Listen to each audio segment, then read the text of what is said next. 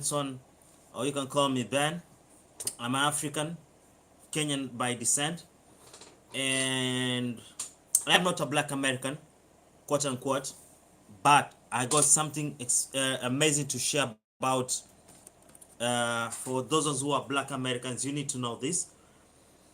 There's been a lot of pull and push about who owns America. If you check my last video, I talked about the history of black Americans.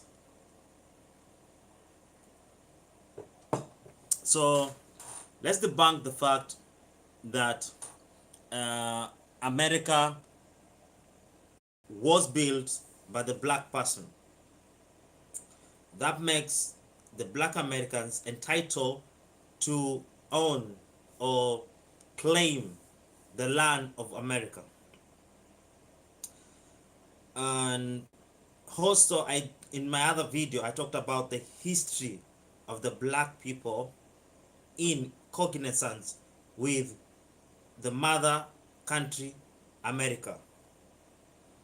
So if you're a black American, this is something very interesting to know. Yes, we are all people of color who originated from Africa. And I will say uh, Europe is owned by the whites because they were there.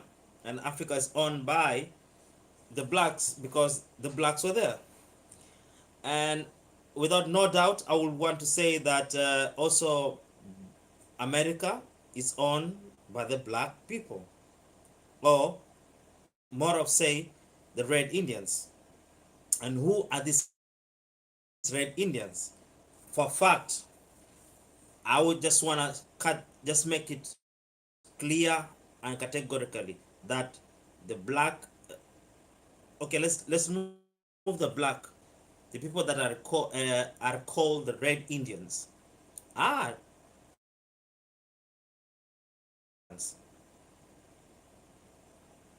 yes, I know the facial might look curly hair, maybe with light pale, but the black pigment are actually black people. Going back to the topic, because I want to have a discussion with people from the Americas, in particularly the North. Let me. I see I'm not in the frame a little bit. I'm trying to get out the shadow. Okay, so I was talking about the people who should be proud to be Americans. I don't know if it's audible. I'm not sure if it's audible. Anybody who's online, please let me know.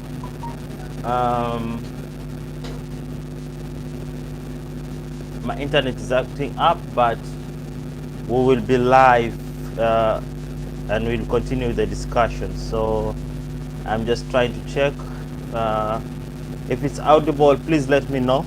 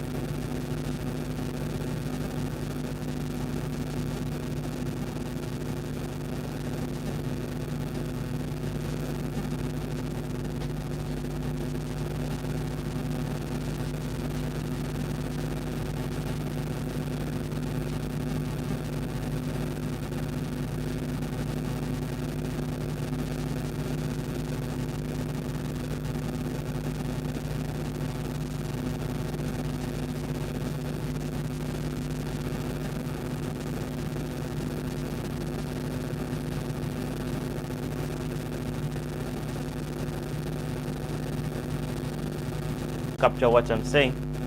I will need some feedback if it's possible. Anybody who is online, and then we can start the discussion.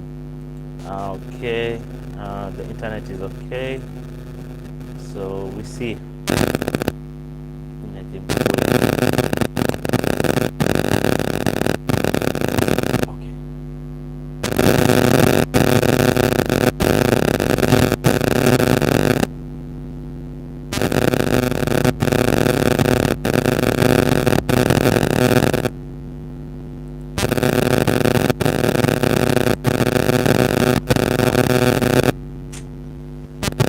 I'm having a little problem with the net.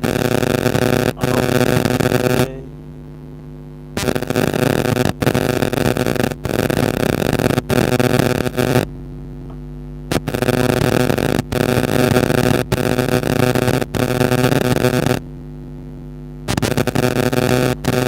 Okay. Is it audible? Can I get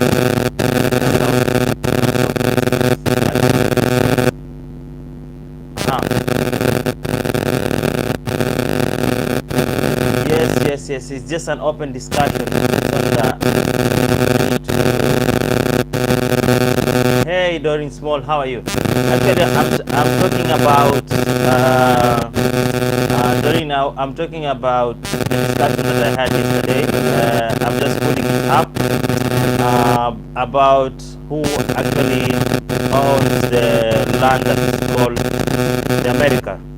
So, and this is the reason why I wanted to change my channel to this particular as it is now, because it opens my wider perception about to open up about is it very noisy? Okay, what about now? It's very noisy. Okay, let me try and get the audio.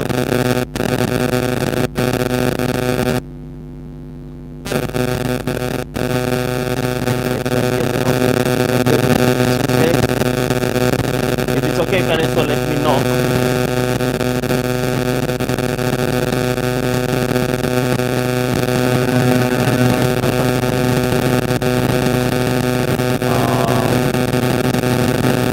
Oh, I should have just recorded this.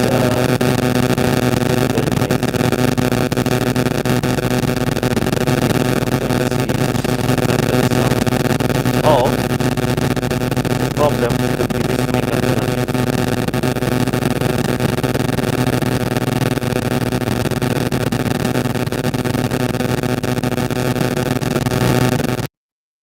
Now, is it still noisy? Maybe I do away with this microphone. Could be the problem. Is it still noisy?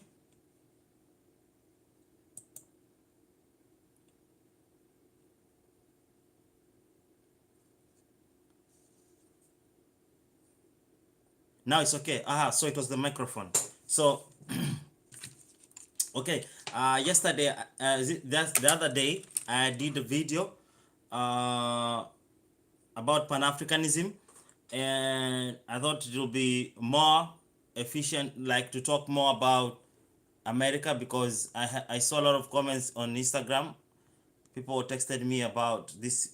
My own friend texted me about it, and I thought maybe it should be a good mention to discuss more on what I said on my last video about, because we had a very long discussion with my friend, because he was asking me how maybe I find out about America being black, because I said America was black. Yes, for sure, America was black, and a lot of people were eliminated from America. And not only America, there's also evidence in Australia that the black community is being eliminated even up to today. And the same happens in America, that we are seeing, you know, I don't know what's the right word to use it. It's technically within the law, like incarceration of the white, the males in in America, you have people already incarcerated. Families are not up to, like, the families are not stable. So you can imagine your husband is in, or the father of your son or daughter is in jail while you're hustling. The stress in it, because this is one parent working for the family, and the father figure is also missing. So that already creates a detrimental society, a society that is not going to be dependent on, or a society that is broken. So that's why you see a lot of violences, not because of people are bad. No, it's not about people are bad or people are broke. America is doing well. You can get many jobs, but the government has done some legal structures to undermine or to underpin the black person in America. What is categorically, I can say, happening in Australia, where the Aboriginals are also taken to the wilderness and put out there, not given enough services. And you do know the shocking thing is that they are forced to pay taxes to the government, but they do not get the services of the government. So I don't want to be so much political, but that's the reality of the things that is happening on the ground. And you can see what is happening now in the States. We are losing a lot of our own people, and the government is not taking any measures to do about it. They're not trying to repair it. They're not trying to find the solution. They're just leaving it because for them it's beneficial. And also, I'm on my with my friend. We're talking about, yes, America should be a proud land owned by blacks who are actually natives there. Either you are people who came in later or people who came earlier. And it was a very long discussion that I had with my friend. He didn't understand, and I told him I will do a video about it, because what are we know as the world maps, as Africans, we do not see the map as it is presented to us now. The maps that we had was from South Africa to the Americas. It's like from Cape Verde, let's say from Cape Verde, where the island starts, and it goes all the way to the America, not from Alaska to Russia. No, no, no, no. We were seeing the map from Cape Verde to Cape Verde. It was Cape Verde to Cape Verde. So, and also, we had 13 months, mostly Africans who were in the south, in the east, central, even west. Okay, sorry. All Africans know that it is a month, we are 13 months. And the day started during morning and it ended at evening. When the sun sets in, that's the beginning of the day. When the sun sets down, that's the end of the day. So we never had like 12 hours, or like in Europe we have long hours and short days. But what was like in the morning, that was a full day. So when the sun comes in, the sun goes out, that's a day. And we also followed on oscillations of the I don't know, the star oscillation. Yes, sorry, the star oscillation. So we were following the star oscillation, and that's actually was the main part of navigation for black people to move around in the sea, or even in the land, on land or sea. Because when we know that a certain oscillation at this particular month of farming, we know this oscillation should be seen at what direction. So people will be moving and they will not miss their footing. And that is how Africans were moving away from their homes and coming back to their homes without no problem. Like you can imagine walking from South Africa to west and then to east and still come back to South Africa without getting lost. It's not even about talent, but it's about the infrastructure that was in the mindset of an African. How, we were told that in school that we are not civilized, but for a fact, the civilization part of Africans was extremely there, and it was extremely developed. It's only that now we were undermined, and I think it's high time we start taking our position back to where we ought to be, because uh, there's a lot right now. A lot of inventions have been established by black people, but we have never recognized that, and we even have evidence of more development coming in from Africans, and it's not that of significant value to anyone if an African discovers anything or improves anything, but when somebody else from another place does so, then we have something to, like they have to put it up there that we have something. So I also want to say the emancipation of black people in America. Uh, we all know that America was built on the black man labor. So that makes them also the owners of the land. I will put them as the owners of the land, because if I build a if I come to this country and build something in this country, it ought to be not it ought to be mine, but it has a lot of significance on me, because even if I go back to my country, I would say I was building something in that country, and it was certain building. Even the measurements, maybe I still have them. So it's something of very interesting fact to keep uh, uh, keep on looking up to, because this is something very this is something that we will always never take it as very serious. We'll always look upon it, but when we make the impact that the black Americans build America, and were the first people to move to America, either from, because my friend was trying to understand how the Red Indians are black, and I told him, you can do your research from the pictures, or from the books, from the first people who went there. They said the people were of black skin, but because Africans left Africa through Egypt and entered into Asia.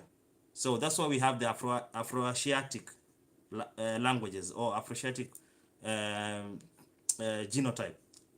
So when an African and the people from Asia mixed, we have that kind of, we are either black and you have an Indian features, and moving into China and moving into to Australia, the eyes turning blue. That makes sense, because it's environment also, and the food people are consuming on that journey. Because in Africa, it's one continent, but we all don't look the same, because different climates, different foods make you look different. Has an impact on your tongue, how you're gonna speak. Your facial looks will be determined by the climate of that area, the altitude. Like in Kenya, only one country. Okay, let me even not say about Africa, but let me talk about a country that I am from, that I know about. In Kenya, it's only one country, but we have different altitudes, and people from different altitude areas have different abilities, or facial or physical abilities, or physical structures, like in that category, because people in the highlands are the ones who are running for Kenyan marathon. Because why? In the altitude, the lungs tends to be bigger.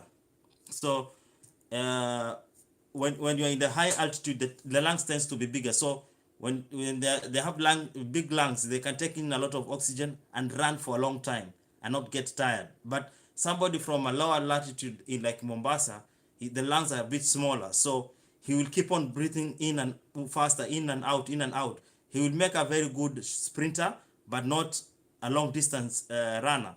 And this is just one country.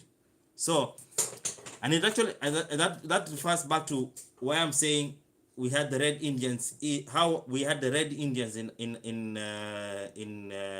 black in Northern America, because you can see the journey from Africa, you going to Israel, to Asia, to China, to Russia, to Alaska, and actually the line between Alaska and USA is not even a lot. It's 14 kilometers. People might have moved. The first people might have moved during winter above that ice when the ocean was frozen.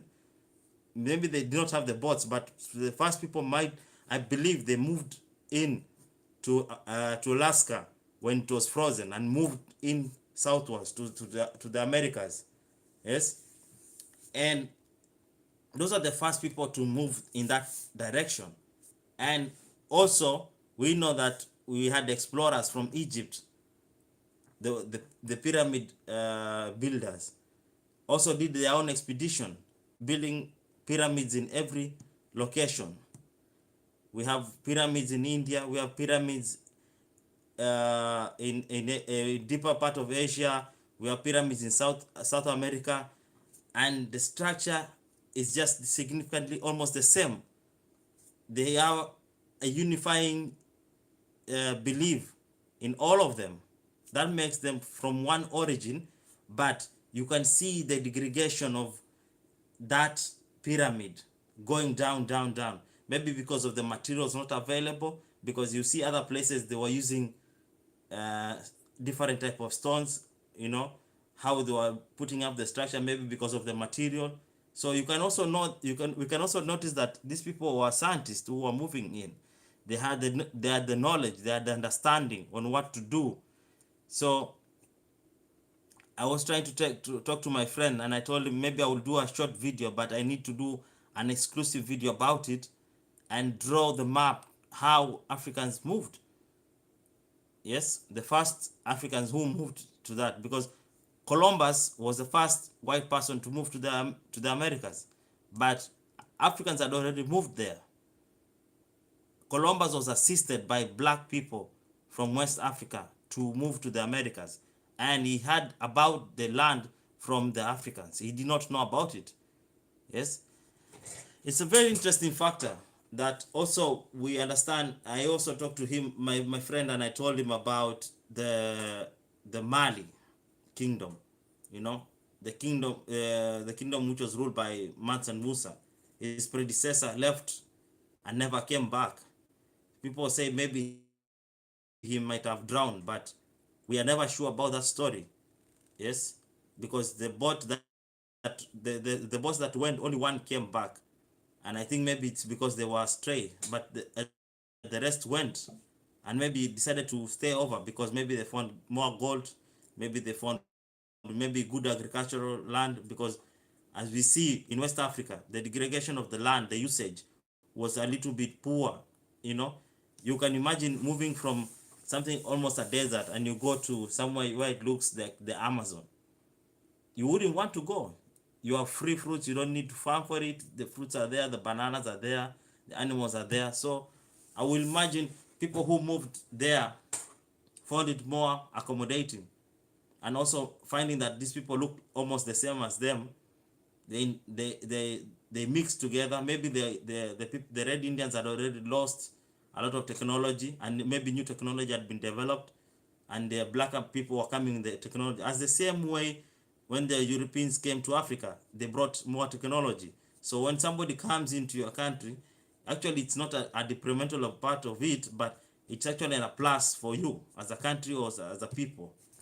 So I believe that with my research that I did, that's how people moved, because also you can see the development of the pyramid, you know, like the way people were building. They might not be the same, but you can see the idea.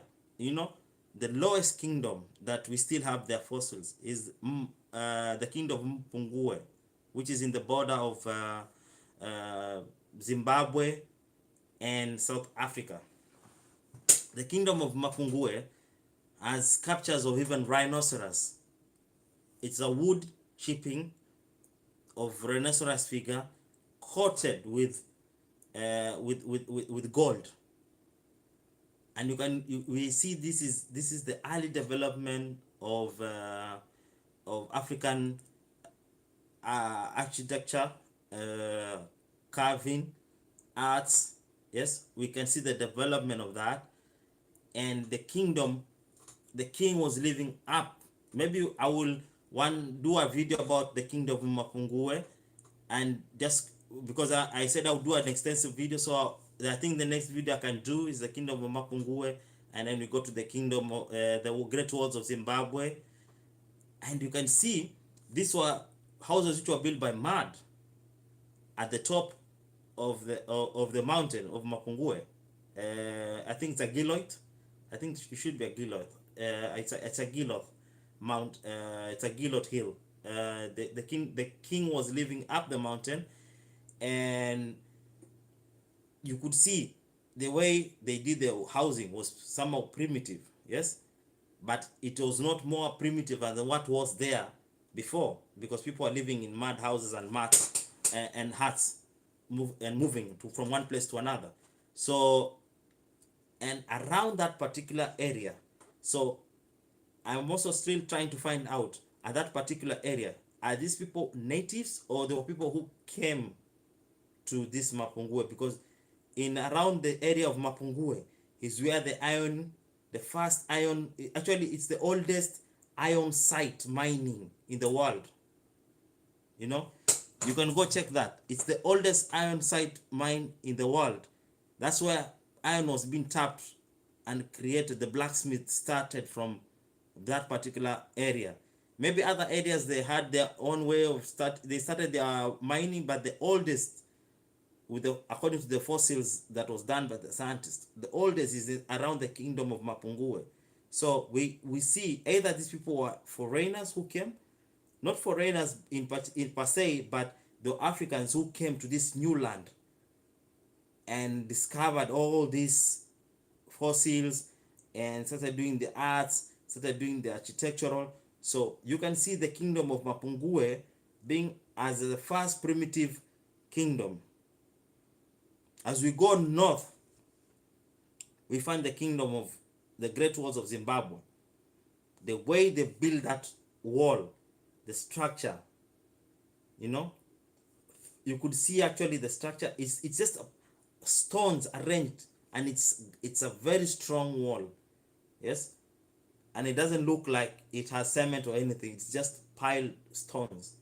So you can see from the sand to the stone.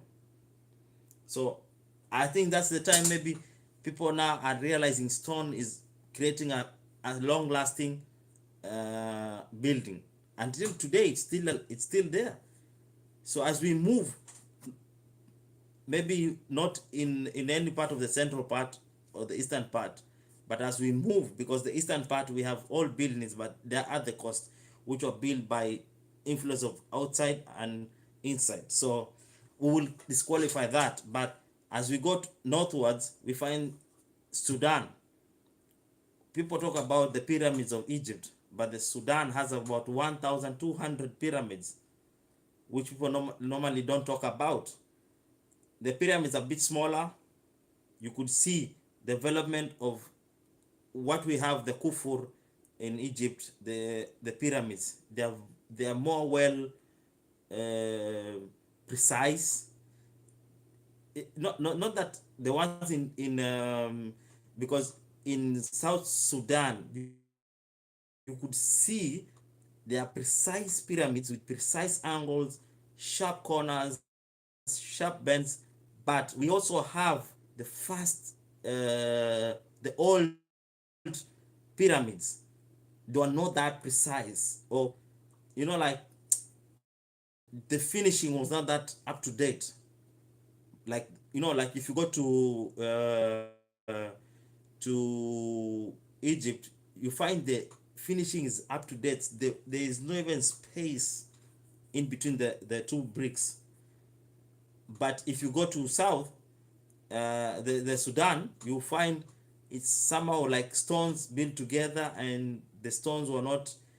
You could actually find it like a first level production of the pyramid, and then we have the fine pyramids which I think maybe were built later as graveyard of the pharaohs from Egypt, or from also the particular part of South Sudan.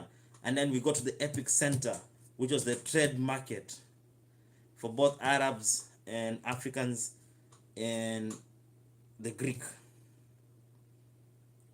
the Egypt. Now, as we get to Egypt, we find it now the dominance of the pyramids is being elevated.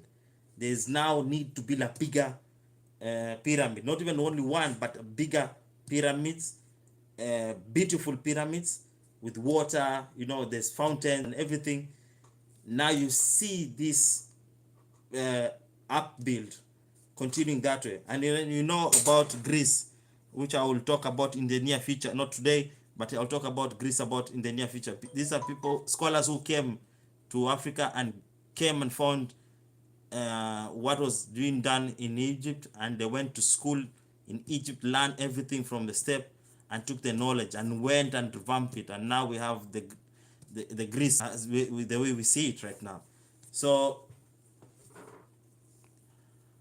I tend to believe either one, when the kingdom of the Ottoman Empire invaded Egypt and started converting people to Islam, either the people who were in Egypt some had left via Asia, they had already gone past Asia, because you will not attack somewhere where you do not know. So maybe people had moved with the knowledge to Asia and part of Arab.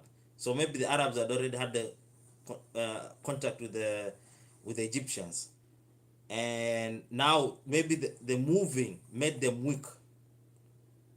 So the people, when Egypt was being attacked by the Ottoman Empire, which is a very strong enemy, by the way, when they were attacking the Egypt, either the Egyptians moved southwards, or yes, there are some, okay, let me put it clearly, there are some Egyptians who are moving southwards back to the Nubia, back to the land of Put, back to the land of Kush. So there is Kush, Put, which is almost the same, but Put is in the Somaliland. Kush is part of Ethiopia, Kenya, and upper parts of Uganda and South Sudan. And the kingdom, the part of Nubia, that is South Sudan, Sudan, and little part of the Chad, is it Chad, and Central African Republic and Congo, and I think a little bit part of Uganda. So that invasion caused people to move away, because even in my tribe they talk about I'm from the Kalenjin community, so we also talk about the old men said we left home because there was somebody, I don't remember the name in my language, but they said there's somebody with there was a name they were using, not a white person or anything, but they were saying there was somebody that was very bad that came and people had to leave. He was attacking, killing people. He didn't care about women and children. He would just kill anyone. So people left. So the people who are captured there should be the Egyptians who were captured, who were left in Egypt, who did not leave or did not find the opportunity to leave, might have been sold, as might have been the first slave trade to be sold away. So I believe the first slavery happened in Egypt was sold by the Arabs. This is a history people have never wanted to talk about, but Arabs are the ones who started the slave trade, like the massive trading. You know, what we had in Europe was not slave trade, but was like, I don't know, squatting slave, something like this. I don't know, because you don't have the means, you are under somebody. But the one we had was like taking you away from your home to another country. So also with the black Americans, some of you are Egyptians, some of you left also are from the slaves from Egypt, uh, and I will believe why some people believe that there's some people who want to put themselves as black Israelites. We have this group that has come up right now and it's making actually waves. Is it Black Hebrews or something, or black something? I don't remember the name, but there are people who identify them as Israelites, and there's nothing against it. They are actually, they might be true. And also the ones who are claiming that they are red Indians, I already explained them why they might be true. They are red Indians, are black, why they have the black pigment, and that's why okay, let's I've already talked about the red Indians. I already talked about the black slaves of the ones who were captured in Egypt, and I also, in my other video, I talked about now black Americans who left on their own will. The journey that the journey was going, the journey was, which was taken by Mansa Musa, and the predecessor of Mansa Musa, and also people who left with him, you know, the predecessor of Mansa Musa, the people who left with him. So there are those ones who left on their own will. So it means also for the king to go, it means there was a first, second, and third. People were moving and talking maybe about this place, and maybe the king was fascinated and said, it's my time to go. Maybe he did manage to reach that place, but for him to go and just put, you know, like you can imagine putting the trust to just go, it means that people are going and coming back, and not only once, many times people are going and coming back, and they talk about this land, how beautiful it is, with the palm trees, with the mangoes and the avocados and everything, the tropical climate that was there. It might have made the king like, I should go there and see it for myself before I die, or maybe we go there and see if we can establish a kingdom, or we build our own place. So I tend to believe, even if he did not reach, or he reached, for him to make that movement, it is because people were going and coming back every season. People were going and coming back every season. And maybe also not only coming back empty-handed, but carrying things from that particular place. Because you can see the climate of Mali right at the moment, where the Mali kingdom is. It's partially semi-desert. So to talk about somewhere that is fertile, has a nice tropical climate, and there's evidence to this, because when people are being sold to South America and North America, they're going to farm. So it means the land that was there was still virgin, land that was not misused, was not replenished. It had enough of what you would want to see in a farm. So that's another case I gave about how black Americans found themselves in America.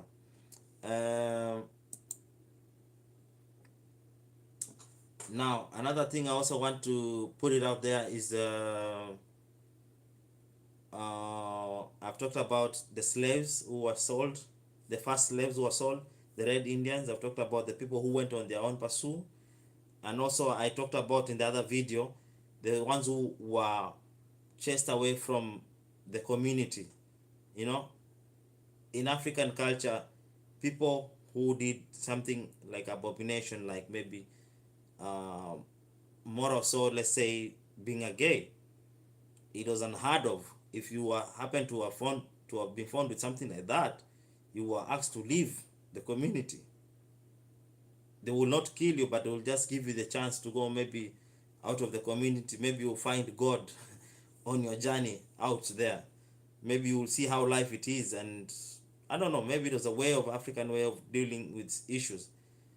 People are told to leave. So I tend first to believe that those ones who left might have joined the traders.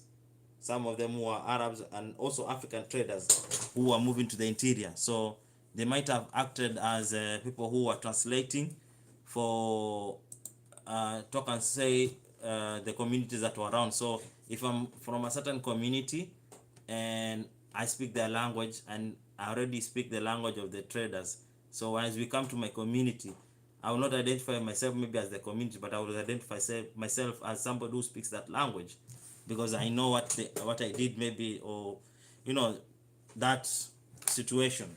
So these are people who went on their own will, and then now there's the biggest part, where which is the painful one, the slave trade, which was the painful one, which was taking people by force. Kings were forced to sign in treaties. There's already evidence in Madagascar about the kingdom of Ghana.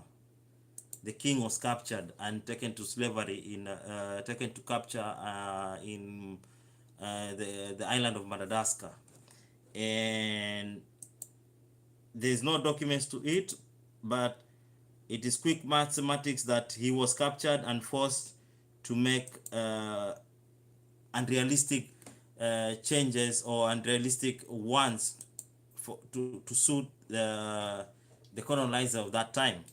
So we hope that the truth will come out. We'll have enough more documents of that to show. But we already have it. It's in. If you go to any documents about the, I don't remember the name of the kingdom. It's the Asante Kingdom, but the name of the king is what I don't remember. But we have the documents proving that the king was captured and taken to Madagascar, and a treaty was signed, which I don't think you will sign some. It's like you're asking somebody who is not in his right mind state to sign something that you only know about. So, and that's how the slave trade started. So they put the blame on the king. So as we read today, we put the blame on the king. We say the king sold us out, but that might not be the true reason. So now that's another way Black Americans entered into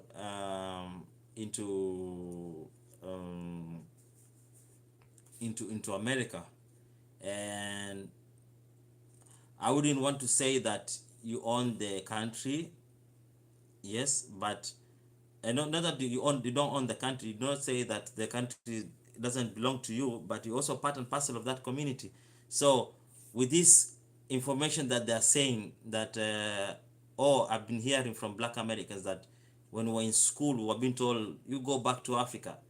That statement should be stopped. I believe should be stopped, because you were born in America, not for you alone. Your forefathers were born in America. Either you have African descent or you don't have. You are part and parcel of that community. That is your country. If you want to come to Africa, you're much more welcome. You can come, but your base is in America. I'm not saying you should not come. Yes, you can come, but you coming because you have been chased, that statement is actually particularly wrong. It should be not practiced at any particular place. No one should encourage anything of that idea, because we believe the territory of everyone needs to be protected. And I feel the Black Americans have been taken in for a ride for a long time. You saw what happened last week in Alabama. Something absurd in the 21st century. The board of the city council wants to dock in, but somebody with a pontoon. This is the big boat being stopped by a pontoon. A pontoon is just a small vessel, like for maybe 6 people, stopping and fighting. I don't want to go about it, because when you talk about it, YouTube right now blocks that video. if I put that video right now on my channel, they'll block it, they'll remove it. Actually, they won't even want to uh, even need to be played even for more than 10 minutes. And that begs me to ask a question: why are they doing so? Why are they doing so? And it was actually a very wrong thing that happened. I'm happy that the captain uh, supported his friend. He never looked into the racial part. He just said that was wrong, and that was wrong really. And a lot of people have come out to say that was wrong, but that should not continue anymore. And it's sad to say that if this continues, we are not going to the right direction. I don't know when people learn that the mistakes that were done need to be undone for people to live in harmony. Right now, Russia and Ukraine is fighting on things that were all, treaties that were signed long time, uh, treaties which were signed long time. Now, if they break, you know, the situation, for us Africans, is very easy to understand what is happening, but for it to continue is what we do not understand, because you are one people. Why are you fighting the land? Everyone had his own part. I'm not supporting any country, but I'm only just saying that it should not be encouraged to continue all this. It's causing a lot of problems, causing financial problems in the world, food insecurity. And I think it's time for Black Americans to stand in for America. But if the other community decides to keep on pushing, I think it might be a very wrong decision to do so, because it doesn't look great actually to continue that way, because as we continue in this same direction, it might end up really bad for us, all of us. It will end really bad for us, because you cannot, what happened. Let's talk about what happened in Africa. What happened in Africa? Countries were colonized, divided. Africa was divided into countries and colonized. And when the Africans decided to take over, they decided to just overlook. I don't know if it was a good decision to overlook, but they just said, we are forgiven you, just give us back our land and you can leave. But if we had decided to retaliate, like, what you did was wrong, you need to pay for it heavily, fight the whole system, you can imagine what could have happened. We could still be having this problem until today. So we're just encouraging people to live with harmony. We don't support crime, we don't support violence, we don't support terrorism, we don't support anything. But we just want to say that it's high time we need to relook at the things that were made long time with the treaties, and make them just make them more not primitive anymore, but actually abrasive, and something that is of building of the society. And this is something that we need to really look upon right now, because America right now is losing it. People in America are losing it. We have different opinions and everyone is right, because the government supports it, or maybe the government has no control about it, because the mistakes that were made long time, it's very hard to undo them right now. And it only takes courage for us to accept what happened and just continue with doing the right thing from there on. So I had to make it a quick video there before my thoughts went out on this issue. So I will start with how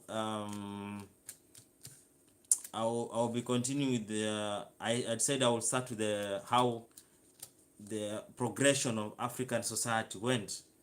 So we will look deeply into from south to the north, and I will do a research later from the west to the north, because it was from the west. I think it was from it is from the west to the north and west to the east. So either people started from west, move east, move south, and northwards. So that's what those are my research, my last research basis I found. People might have moved from west to the east, to the central, to the south, to the east, to the north, or from the east to the west, to the south, to the north.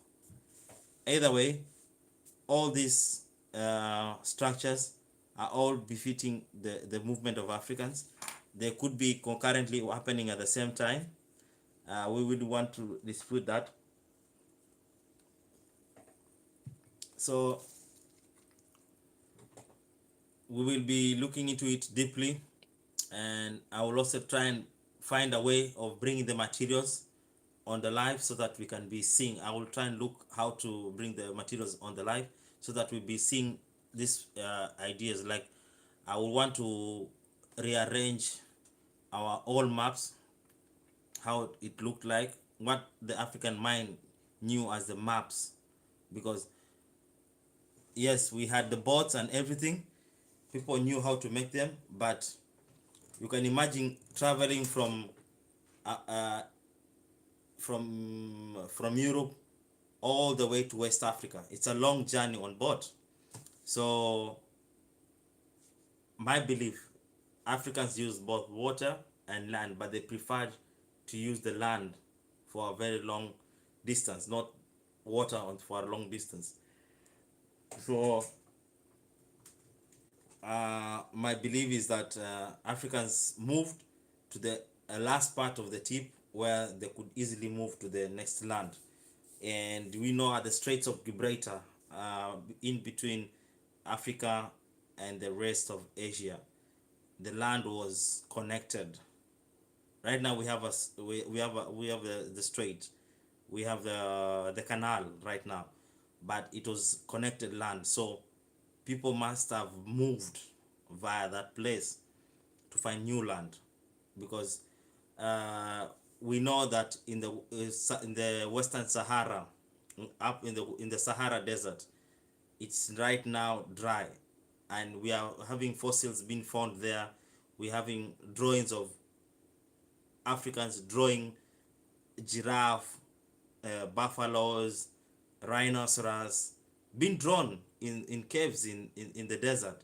It means that place, with even lakes and water, it means that that place was one time a very productive area, but the usage of the land made it relevant, and maybe that's why some Africans decided to become farmers, decided to grow plants. Maybe some were growing, but as a huge population was rearing animals. But because of this, maybe some decided to be, like what we have right now. We have people who are very much conservative about some, if you go to America, I'm a vegan, I'm a vegetarian, okay, I can eat anything.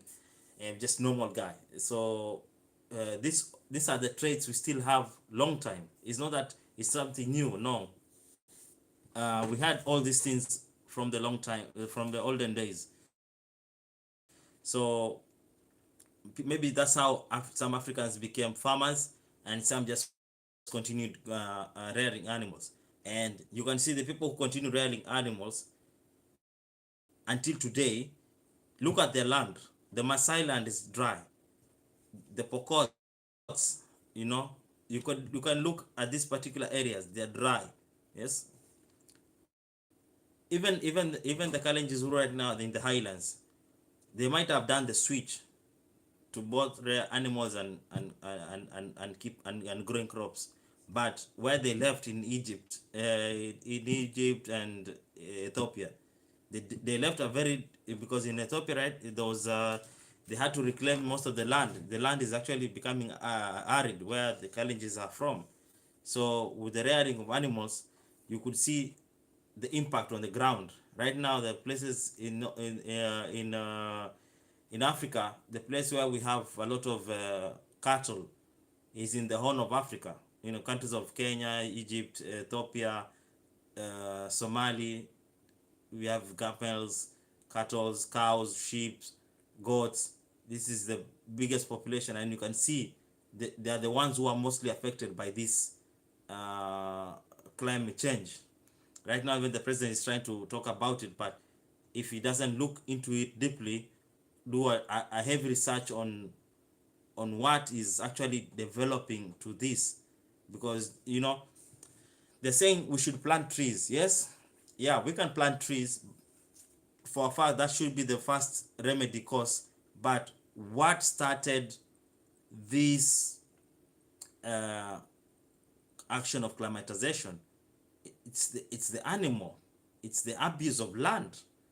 It's we actually, one of the society that I believe did a tremendous uh, improve on the usage of land are the Maasai people, the Pokots.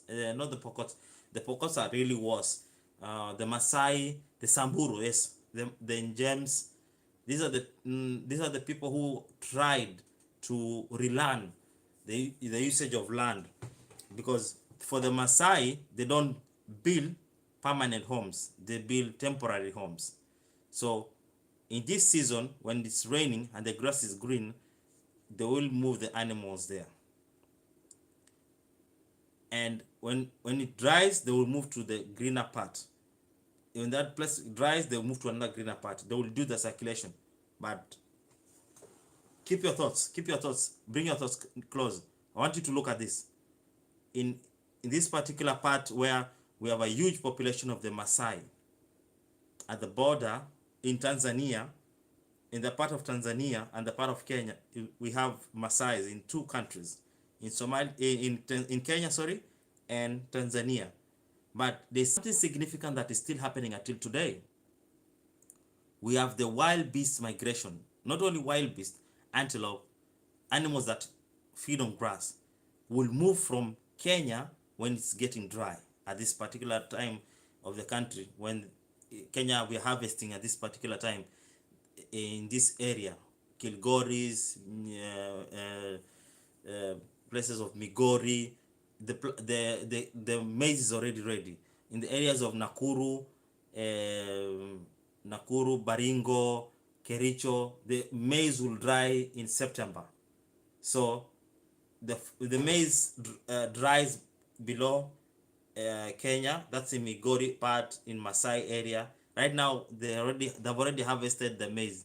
They soon be planting maize in the next month, or this month actually. So animals were moving to Tanzania, because in Kenya, in the upper part of Kenya, we're also going to be drying the maize. So in 1 month, the maize will be drying. So in the upper part, it's already dry, it's getting dry. So it makes sense for the animal to move to Tanzania, because now Tanzania have already started growing. Because I don't know if you remember your geography, when we talk about the sun is at the equator, the sun is at the Capricorn, the sun is at the Cancer. So at the moment, the sun is in Europe, at the tropic of Capricorn, the upper one. So right now the solar is in Europe at this particular time of it's hot, it's summer here, because the sun is in this side of Europe. And this particular, as it goes south, everything is drying. Yes, everything was drying, because when the sun left this way, everything started drying up on that direction, drying up on that direction, because the sun was from here. So things were drying down here, going up. So by the time it's up here it gets wet. So the animals were moving south. It's a very complex way to understand it, but I hope I will do a short video to explain how this ecosystem happened. So the Maasai observed the migration of the animals. Yes, right now when in Europe it's summer, it means the sun moved northwards, meaning that it was drying as it moved up. So if you are in the down part of Africa, it means the crops were already dry as it goes to Egypt, the crops in South Africa should have already dried, harvested. So as it moves to Egypt, it's still wet, but it's continuing to dry. By the time it's in Europe, in South Africa, they've already planted. That's why right now in South Africa it's cold. It's in Australia they have snow in the cities of Melbourne, very cold. So it's already like winter season in down there. So as it comes up, because we do not have winter from the tropics, so as you get into the tropic region, we do not have winter. We do not have the 4 seasons. So this is where now we have this climate for growth. So the animals who should be moving south when the sun is at summer in Europe. So as the sun will be coming back in Kenya now, it will be getting greener. So the animals will move northwards. So the Maasai learned this trick from the animals. They have been observing how the animals were moving to Tanzania, to Tanzania, way down to Ngorongoro, yes. And now when they were moving with the animals. So the Maasai learned the trick of managing land from the animals. They studied the animals, how they were behaving. So when you go to Maasai, you will realize they decided not to build permanent structures. And that's why in Kenya, in this particular part of the country where the Maasais are, you will find the land is not that depleted. But now the introduction of government rule, the introduction of boundaries, the introduction of countries, you're a Tanzanian, you're a Kenyan, they're all Maasai. These are one people. But because you're a Kenyan, you should not travel this way. If you're a Tanzanian, you should not come that way. That created the microclimate that we have right now, the new microclimate. There's evidence you could see that the land was preserved, but it looks like in the early 200 years, something happened. There was a shift of the change of how the people were living. Now people cannot move from one place to another place. It was not moving from within one country, but it was moving way down to Tanzania and back. So these were people who were moving up to almost like Turkana, down, almost going to Malawi and Zambia. So this destruction, and that's why we have the Hadzabe tribe. The Hadzabe tribes looks like a tribe from South Africa that was caught in the colonial mix-up, like they couldn't move back because maybe they were hunting northwards. And you can see the numbers are not even many. They're in their thousands. Maybe some were killed, but even if it's in their thousand, it means it was a very small population which was hunting, coming northwards. Maybe southwards things already hard for them. They're coming northwards. And you can see their land use for the Hadzabe tribe. The land use is the land is actually turning out. You could see the rivers drying because every community has a different land use, and it affects the environment in a significant way. The Hadzabe are also killing animals for food.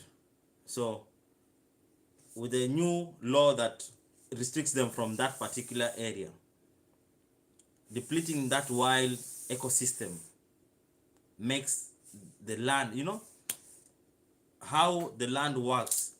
The land works even like any bacteria, any small bacteria is very important. Either good bacteria, bad bacteria is very important for the environment. So when a huge population of wild ecosystem has been depleted, yes, there will be an imbalance because the ecosystem depends on another ecosystem to depend. Like one ecosystem, if you kill all the antelopes, it means the lion, the buffaloes will not have food, and when you do not have the food, the buffaloes will not be there. That kind of chain would be broken because like how fossil was created, how manure was created. The elephant will just come and take down the tree, and humans will have firewood, and some will be left to decompose to create manure. The gazelles were bought food for the lion and everything, yes.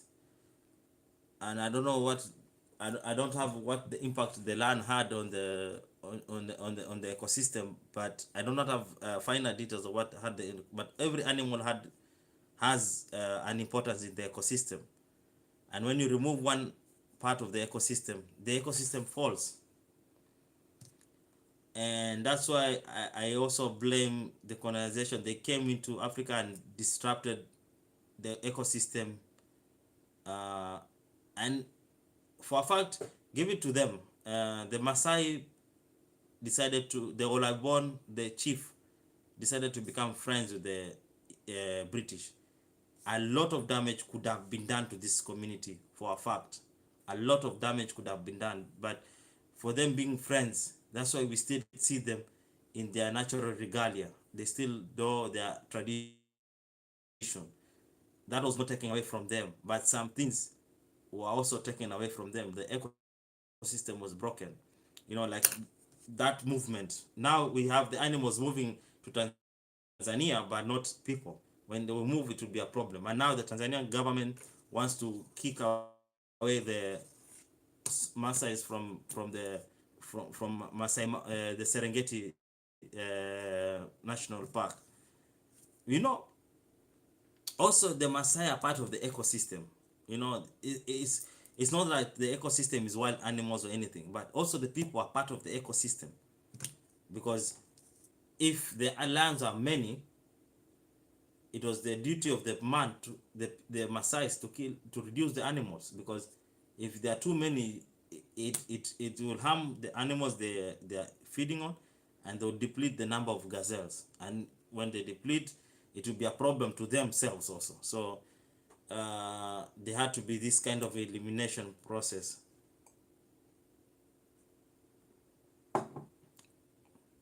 Today I just want to talk about Black Americans. I wanted to just share in some information. There's a lot of wide knowledge, and I tend sometimes to deviate from the topic a little bit, because I find like I have too much that I need to pour out, and that's why I said it every night. I will be trying to come in, share in my knowledge that I've been gaining from that time, from this time long. So that will be about it.